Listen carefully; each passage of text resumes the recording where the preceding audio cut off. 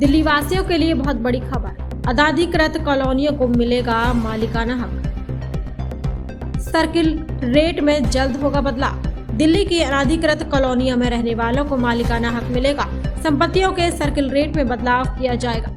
मुख्यमंत्री रेखा गुप्ता ने शनिवार को सचिवालय में टास्क फोर्स की बैठक में ये ऐलान किया है। दिल्ली सरकार ने अनाधिकृत कॉलोनियों के विकास के साथ व्यापार करने के तौर तरीकों को बेहद सरल बनाने का लक्ष्य रखा है।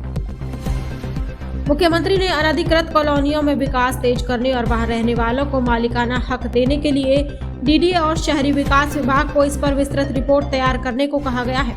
साथ ही सर्किल रेट में अनियमितताओं को दूर करने के लिए डिविजनल कमिश्नर की अगुवाई में एक समिति बनाने के निर्देश दिए हैं, जो बाजार के हिसाब से नई दरें तय करेंगी। इस बैठक में दिल्ली के कैबिनेट मंत्री Manjinder Singh Sirsa, DDA, MCD, DMRC और उद्योग प्रतिनिधियों ने हिस्सा लिया।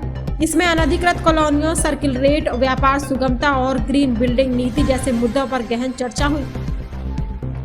मुख्यमंत्री ने दिल्ली में ईज ऑफ डूइंग बिजनेस को बढ़ावा देने के लिए टास्क फोर्स को एक विस्तृत रिपोर्ट सौंपने के निर्देश दिए हैं। इसमें सिंगल विंडो क्लियरेंस, समयबद्ध प्रोजेक्ट मंजूरी और मानकीकृत नियम लागू करने जैसे सुझावों पर चर्चा हुई।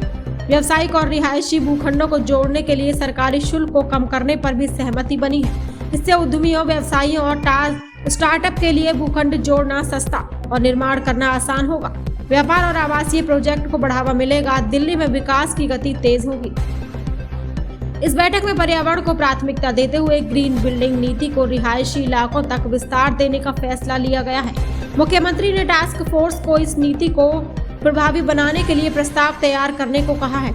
इसके अलावा स्लम पुनर्विकास के लिए पब्लिक प्राइवेट पार्टनरशिप को बढ़ावा देने, संपत्ति को तर्कसंगत बनाने और डीएमआरसी की जमीन का बेहतर उपयोग करने जैसे विषयों पर भी गंभीरता से चर्चा हुई है। मुख्यमंत्री ने कहा कि दिल्ली को वैश्विक और हरित राजधानी बनाने के लिए टास्क फोर्स को पारदर्शी और तेजी से काम करने की जरूरत है।